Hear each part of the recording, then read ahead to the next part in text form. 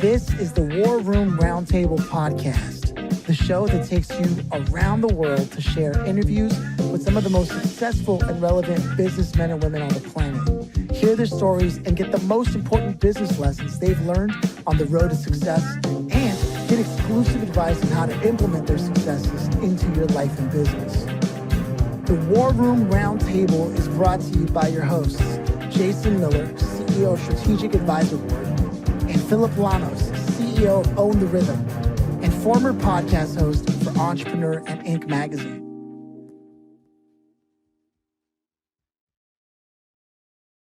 Welcome to the War Room. Man, it's a pleasure to have David Carter here, also from Game Within the Game. How you doing, man? I'm doing well, man. Thanks for having me. I'm excited to be on the War Room, man. Let's go. Let's shoot it. Jason and I have had the chance to sort of catch up with you prior, and I can tell that you are absolutely interested in business and what that means at this leg of the journey. And so I have to ask before we get there, do you yourself come from a family of entrepreneurs? My grandfather was a restaurant owner, and he did other investments and stuff as well. And sort of. But I do have a lot of people in our family are, politicians and doctors and, work in the police force and stuff. But it's, I feel like the entrepreneurial wave is like a new thing for, a lot of people really. So, yeah. Yeah, no, the reason I ask is because I always wonder how that informs your decisions as you grow up and begin to make choices. Right. And so you did see some of that around you. And then at what point in your journey did it start to make sense for you to start committing to the idea of doing this? Because you also have an illustrious background as an athlete, right? And the same mindset and habits and all that carry over into business. But I want to know when for you it started to really occur to you, I could do this if I wanted to. Yeah. So it goes back to what you were talking about. Do you have any entrepreneurs in your family? And it's like, I've had people who worked 9 to 5s, their entire lives and, still working on 40-year careers at, like I said, the police department. And, I played in the NFL, and that was my initial, like right out of college, that was my first job. Well, not first job. I've had plenty of jobs, but like big time paying job. And, after that, my NFL career, towards the end of it, I was like, damn, what am I going to do? Right. I'm like, quote unquote, retiring. Right. But I need to transition into something else because I'm retiring in my 20s. That's not really retirement. Ed, like, shit, money don't last forever. I got to do something. And so, I started dabbling and doing, I've done a lot of things like movie production and, a music festival production as well. I've done that and done all of this on like high levels, but I wasn't sure what I wanted to do like forever. And I had to, literally create, I knew what I didn't want to do. I didn't want to work for somebody.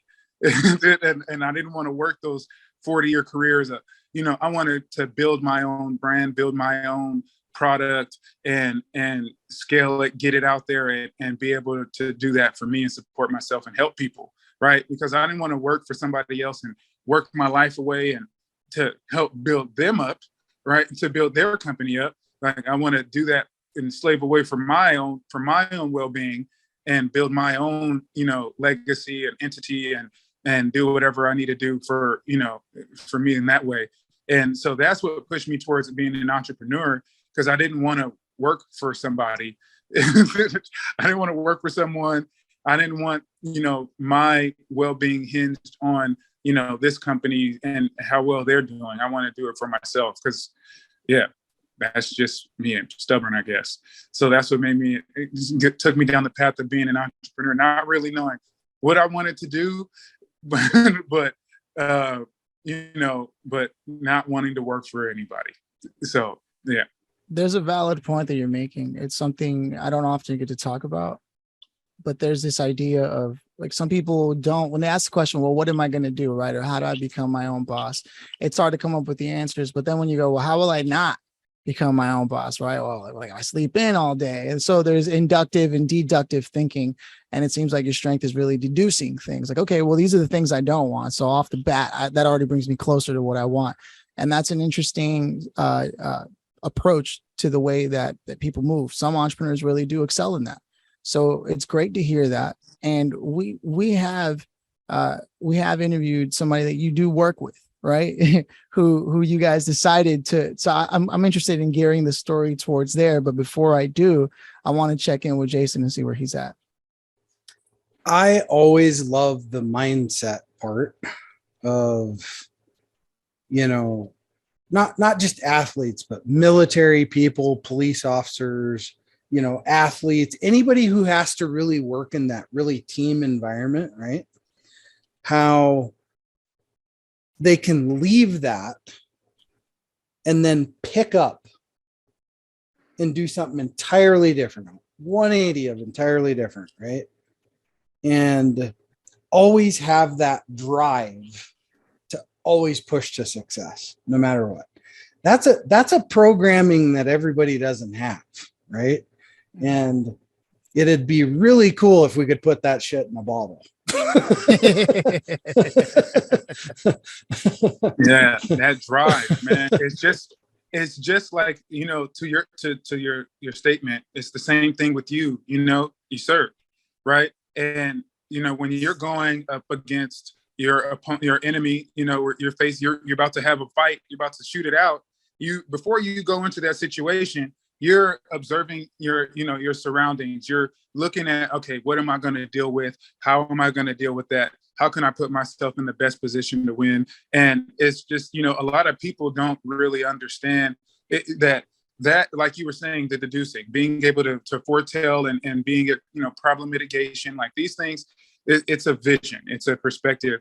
And when you're able to take that same thing and like you're breaking down an environment, breaking down a situation, and you're just literally switching that mindset, that thing when you're going up against your opponent, and you're using it in business, right?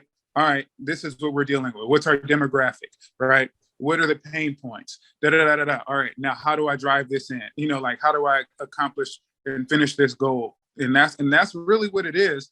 And it's really being able to get your mind in that space to where you could do that and really understand your opponent. Like a lot of things, like even when it comes to sales, you can't sell something to someone who you don't know what they want, right? You don't know why they want it, right? It's the same thing.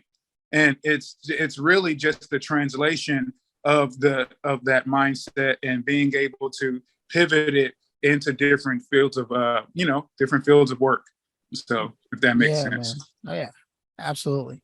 And there's as the narrative continues, right? We know for a fact that at some point you met up with Reggie, like to talk about doing something together. Is this accurate?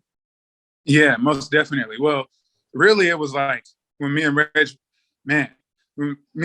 were teammates, and before the game, they paired two players up, and we all stay in a hotel before the game and get ready. And then me and Reg were talking, and we were like, man, and this was like 12 years ago, and we were like, I really want to do something that is like after football, like what do you want to do with your life, bro? And it's like, man, I don't know yet, but I just know that whatever it is, I want to help people, right? I want to help as many people as I possibly can. And that was, I forget who we were playing against, but that was 12 years ago. And then we came back together to work on this project. Reg was like, oh man, look, I wrote this book and we got this program, and and then I came and I was like, oh, this is interesting. And he was just like, I just been sitting on it for a minute. And I was like, this is interesting. Let's figure out how we can do this and blah, blah, blah. And then, we got it into Forbes Business. We fixed it up some more, refined it, got it into Forbes Business School and a bunch of other universities, and really taking the course, the game within the game. It's about, empowering student athletes to be their best self so they don't have to survive through sports, but they can thrive through it, and understanding their strengths and weaknesses and all that. And like a lot of the tools and tips that we kind of have to just grind through in our sports journey, right, and through high school and college, and getting into the professional level, the professional sports, we package that, like, package that, all the tips that we got from all of, the Larry Fitzgerald and the, like the Joey Porters and all these guys, and just taking those tips and putting it into this book and sharing it with the world is, that's what we've been doing. And that's kind of how that story started. And it started like 12 years ago, and then it came back, and now we're here with this. And it's really just like, this is our way of like helping people to not deal with the stuff that we went through, because like a lot of these tips and tricks, a lot of the tips that they're coping mechanisms that help you to, and the parent, not just the student athlete, but the parent as well, to understand the environment of the athlete. But it helps you to like, so you don't have to deal with all that, because a lot of players would be so stressed out and depressed from not having a framework, a strategy of their own life and how they want to move forward in this environment, and how this environment works for you, not against you, as long as you know how to properly, position yourself and have the proper mindset and perspective of things, and know where your values are and what your job is on the team. And, there in any team, and that doesn't just have to be a sports team, that could be in your business, right? That's in your business, that's in your platoon, whatever it is. You got to understand that, so you can provide that value to the best way possible, and then be the best teammate that you can be through that. And because a lot of people are struggling to get through that, and we've seen players commit suicide. We've seen players that have been so depressed and gone through treatment centers. Shit, Reggie was one of the people that had to go through a treatment center twice. And it's just all of these, and not just at the professional level, in the college level, collegiate level, and high school level. You got kids committing suicide, and so, not only that, the stresses that the collegiate sports or professional sports, even the high school sports, it puts on you, right? Like my brother played in the NFL too, but when he was in college, he played for Fresno State, and his kicker, it was a playoff game, kicker missed the kick and got, the last kick to win the game. And, they booed him off the field.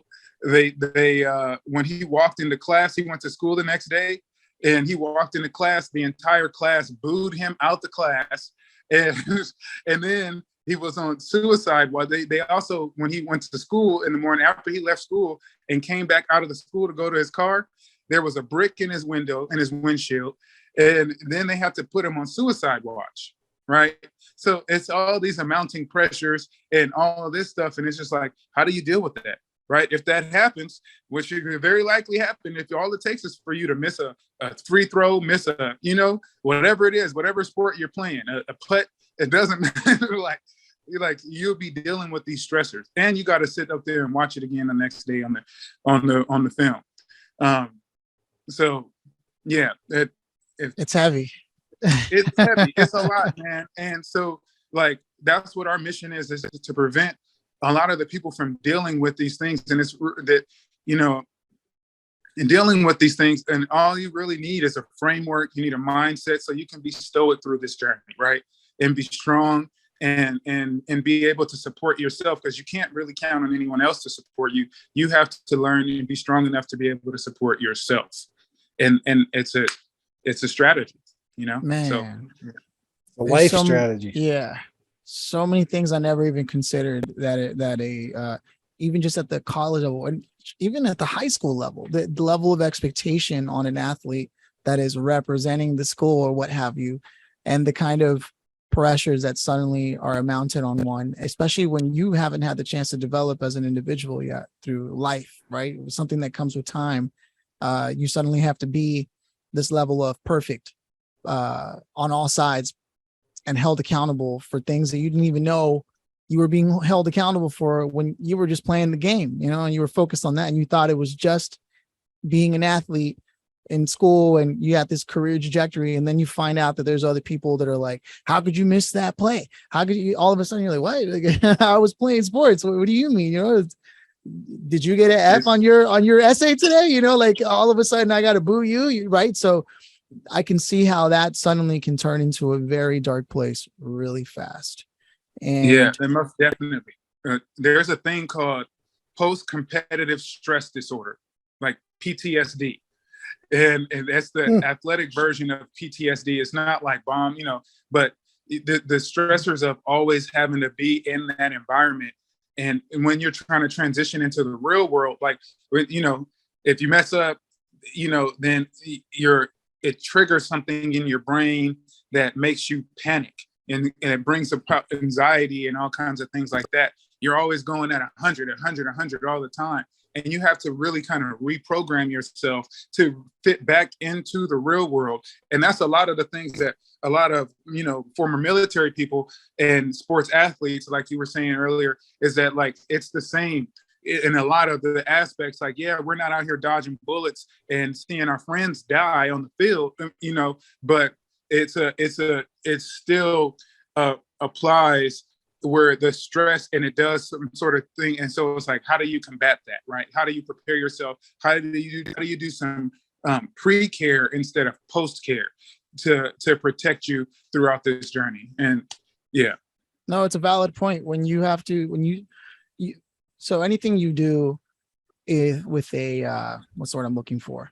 If you do something in an inordinate amount of time, like truly exceptional, countless hours in one direction, and it involves a certain level of mind state and mind frame, and whether it's a military career, athletic career, where you have to be, you know, in this zone where those rules don't apply to everyday life, and then you have to go back to everyday life and be okay with certain people acting a certain way when you know on the field or out there in the zone it's not going to fly, and there's a certain response to it, to an action like that.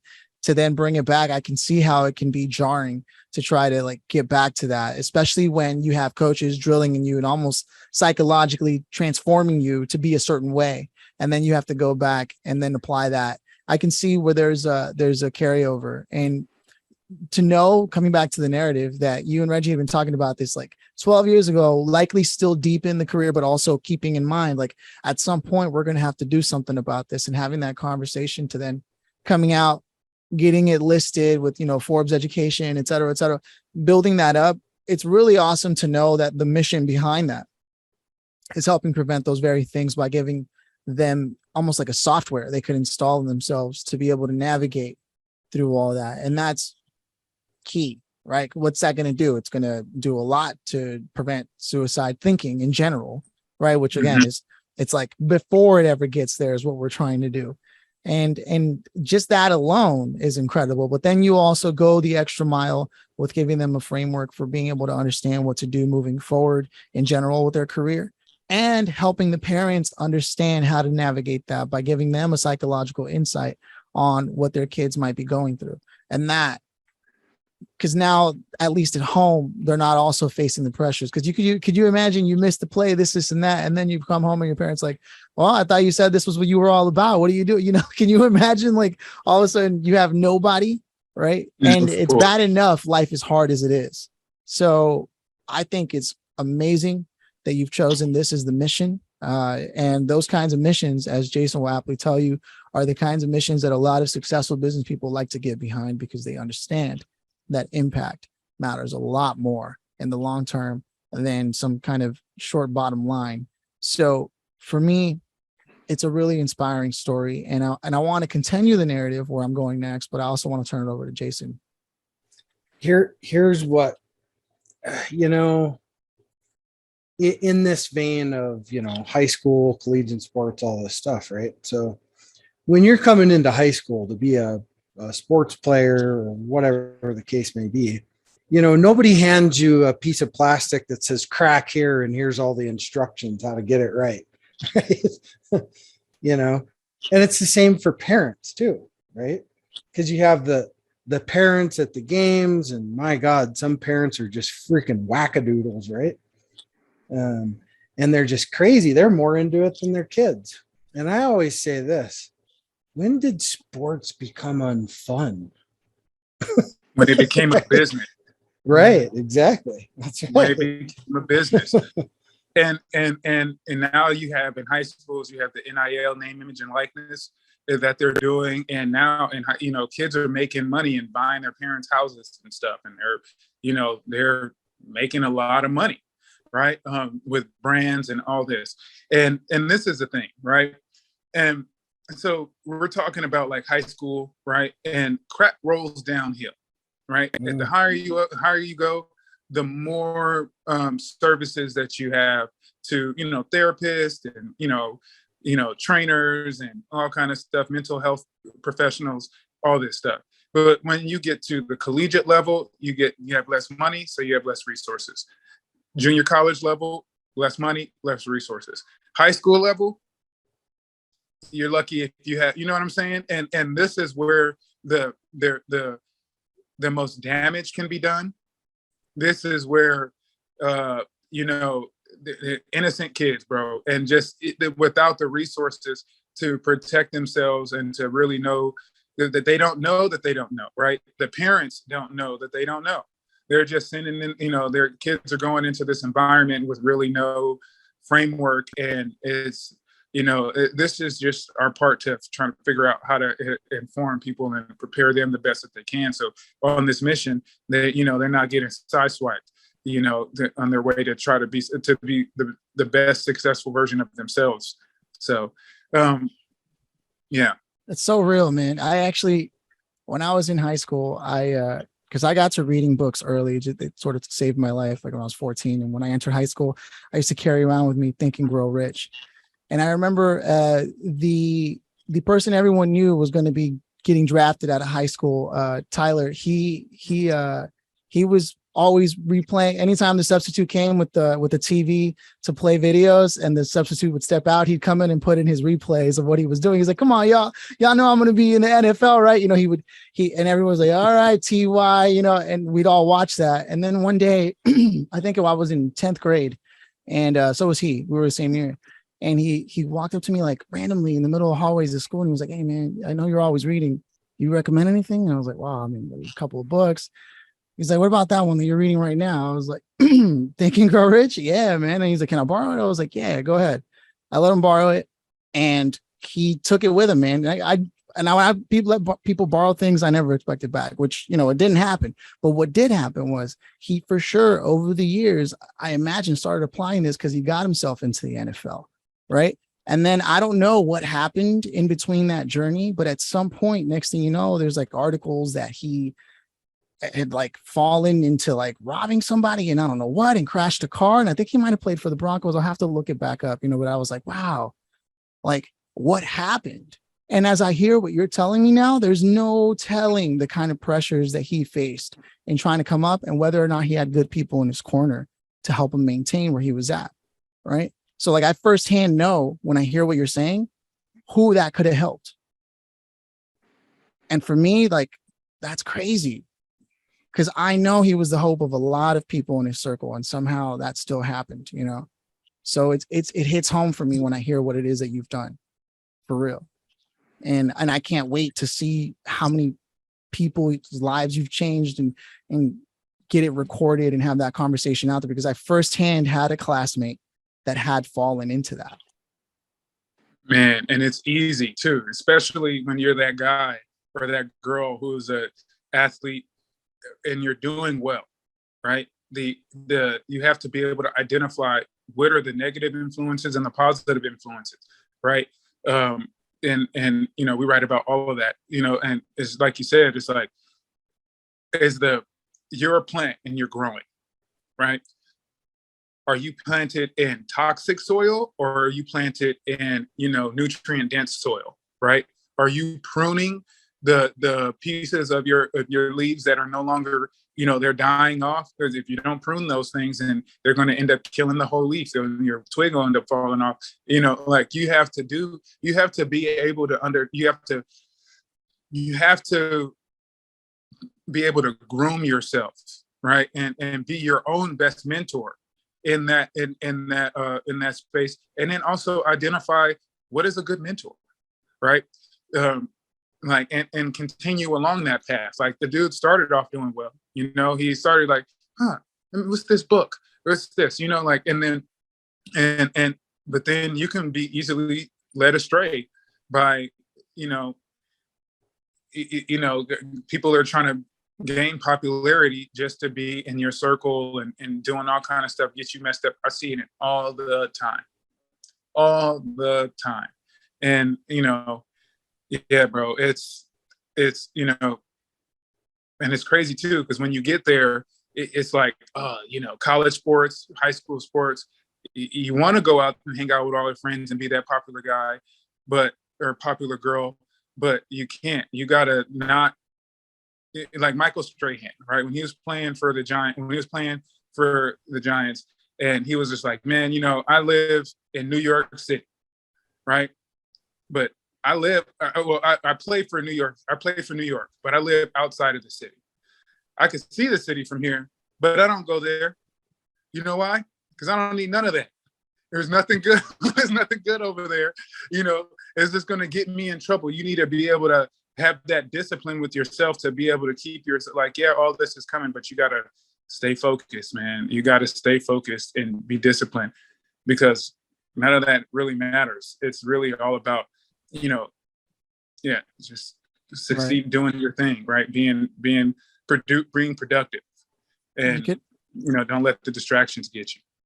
It sounds like you can almost get caught up in the idea of living how you think other people want to see you live based on the role that you're playing. And that's not, you got to step away from that as often as possible. I mean, I'm sure it's all in the book, The Game Within the Game, man. I'm sure there's all the tips and all the frameworks that people need. So rolling out the red carpet here, if people want to know more or listening and maybe want to put this in the hands of someone they know it could impact, where should they go? How should they connect with you?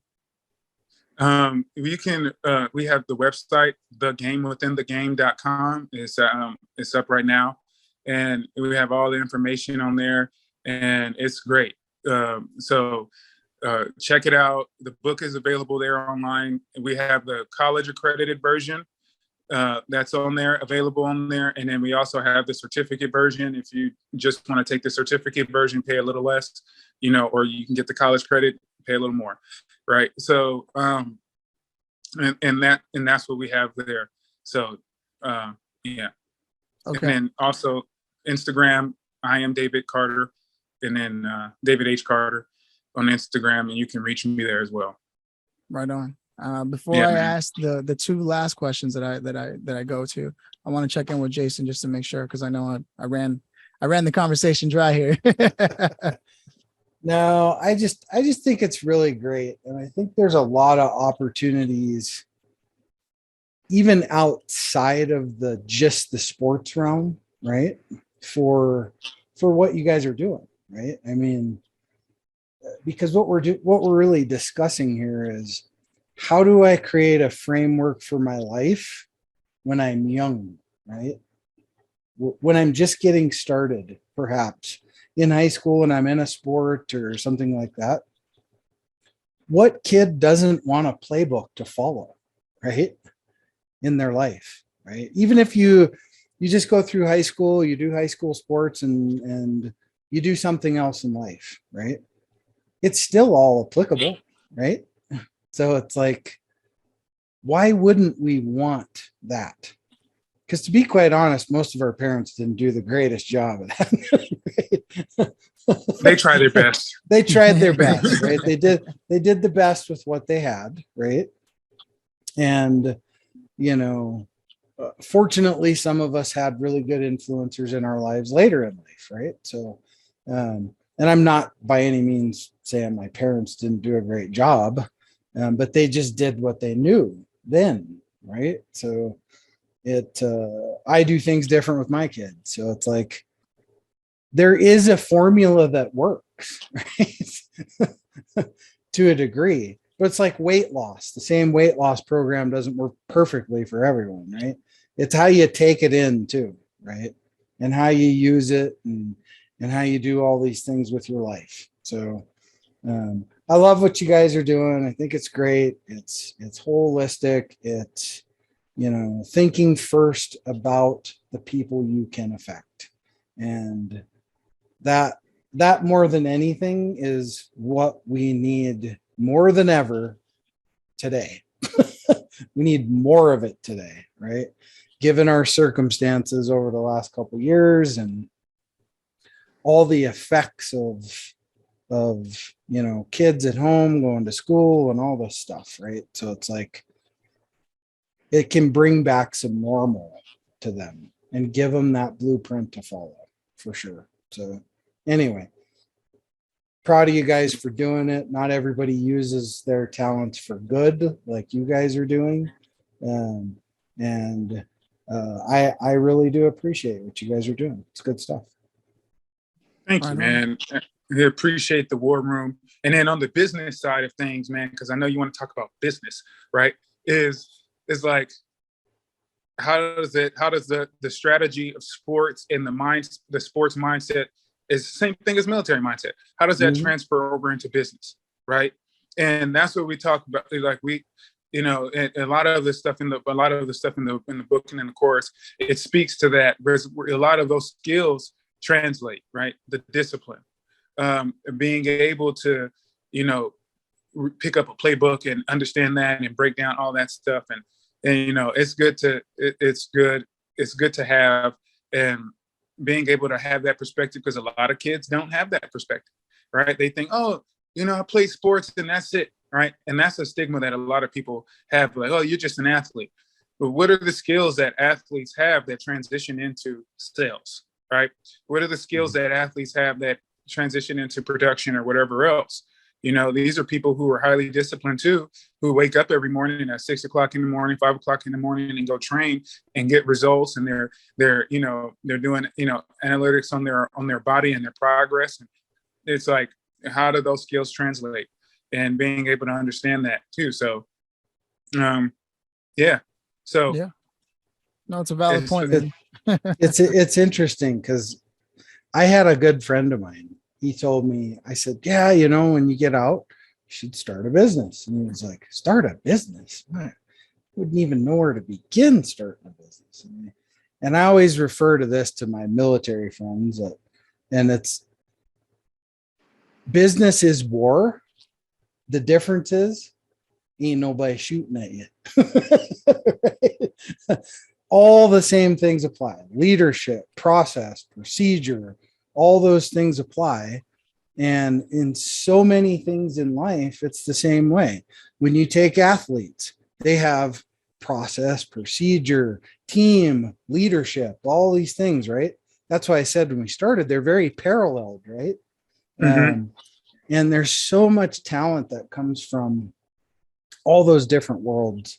And sometimes we just have to, it's up to us to culture that and make something out of it. Yeah. And it's funny too, because the way that the book and the program are structured is really, it's bringing the business side of sports.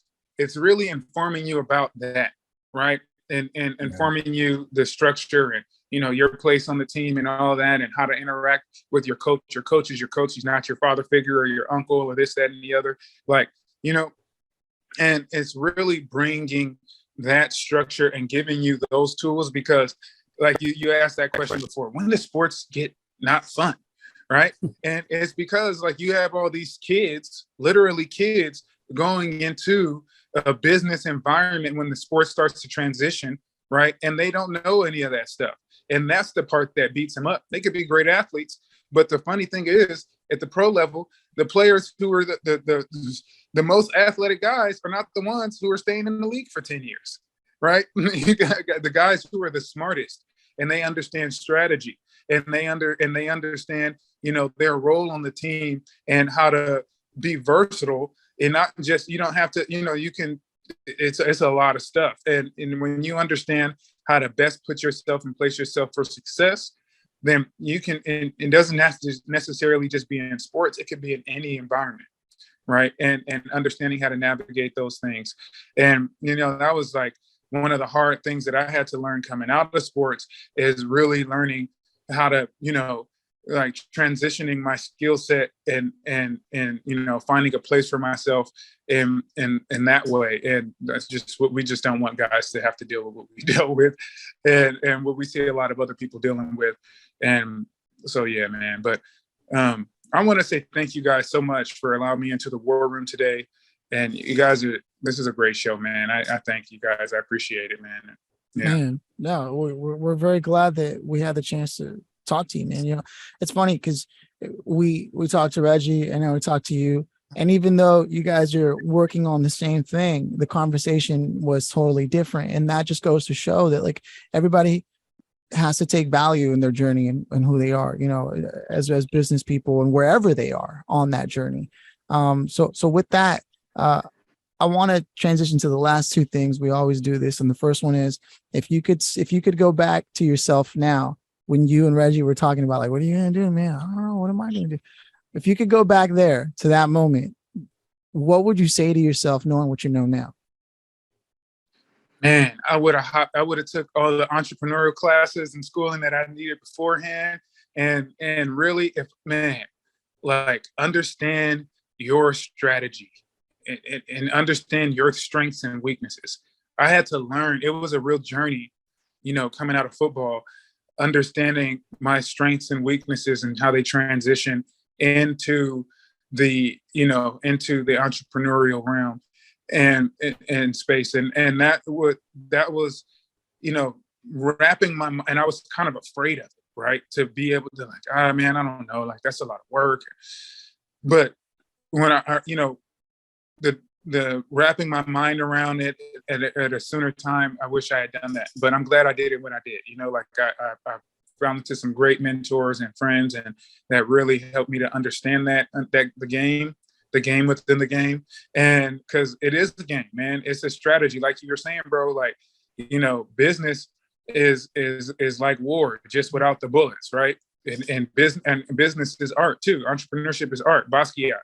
Basquiat says the most interesting form of art is business is the most interesting form of art. I think that's how it goes. Yeah. But that's what he said. And, man, that's why I love being an entrepreneur, is because it is art, man. Like, you're literally piecing things together. What are the best pieces?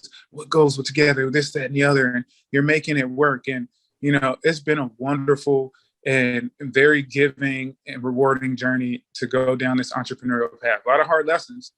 I mean, you guys know, you're entrepreneurs. There's a lot of times you hit your head up against the wall. A lot of times things don't work out the way you wanted them to work out. And, it's a lot of hours that, you it's like, I don't want to work 40 hours or 40 hours a week for somebody else. And you end up working 60 hours a week for yourself. But it's worth it. It's very rewarding, and I love it because not only am I'm working for myself, but I'm also growing myself in the process. And, that's the best part. Yeah. Yeah. No, it's real, man. And I guess the grand finale, should not wait any longer in the interest of time. Is that all right, Jason? Yeah, absolutely. And it's basically, if you could have invited anybody today based on everything we covered, man, I mean, it was real. It was a real conversation. So David, if you could have invited anybody, dead or alive, to join us today, whether to contribute to the conversation or just listen in, who would you invite and why? Man. All right. So our mission is to improve sports culture, right? Change the conversation. Start an interesting conversation in sports culture. So really, man, it's in order to do that, you got to grab the ears of the youth. And so it's really just like every freaking high school athlete and not even for, to sell the course. That's not, I mean, that'd be great, but it's really about start preparing now, man. Start preparing now. Ball is not life, right? Your life is your life, and you have to create it. You have to build it, and you have to understand how to put those pieces together. And you have to give yourself the tools. You have to download those tools as a software or whatever it is, to be able to manifest what it is that you want in life, right? And be your own best man. be your own best mentor, and then surround yourself with greater mentors, smarter than you. And but anyways, to that point, young people, man, young student athletes, young athletes who don't need to go through what we went through, bro. That's who I wish were here. All of them are still alive, you know. So yeah. Nah, it would have been a great moment for sure, man. I can see that. You're very mission driven, very mission focused. And I'm glad to see it, because the kind of work you're doing is going to require that. So those are my closing thoughts. Thank you so much for stopping by. I'll let Jason roll us out. Yeah, well, you know, the one thing I always like to say is we all got the same amount of hours every single week. And those hours are very important, right? Because those hours are what affect people. So we can either do things that make a difference or sit around and eat chips on the couch, right? So we choose to do different, right? We choose to make a difference. We choose to make a footprint and all these things. And that's what you guys are doing with what you're doing. And it's a needed thing, right? And really look forward to seeing how it all hammers itself out, right? And really where it goes, right? Because there is no stopping something that's good. That's for sure. And, you know, thanks for being on the show. We appreciate it greatly. You taking the 30 minutes out of your important day to be here and spend time with us in the war room. Appreciate you, my friend. Thank you, man. Appreciate you, Jay, man. And appreciate you guys for having me on the show. Phillip, man, great talking to you, and great success for your show, man. I pray for all the greatness for you guys, man. So Thank you. yeah, man. Yeah, man. All It was a right. pleasure. Cheers. Cheers. Cheers.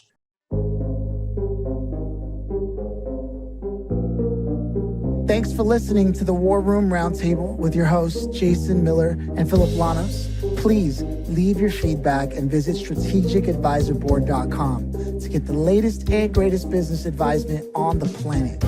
Follow us on social media for updates, and always remember, if you can dream it and believe it, then you can go achieve it. We'll see you in the next episode.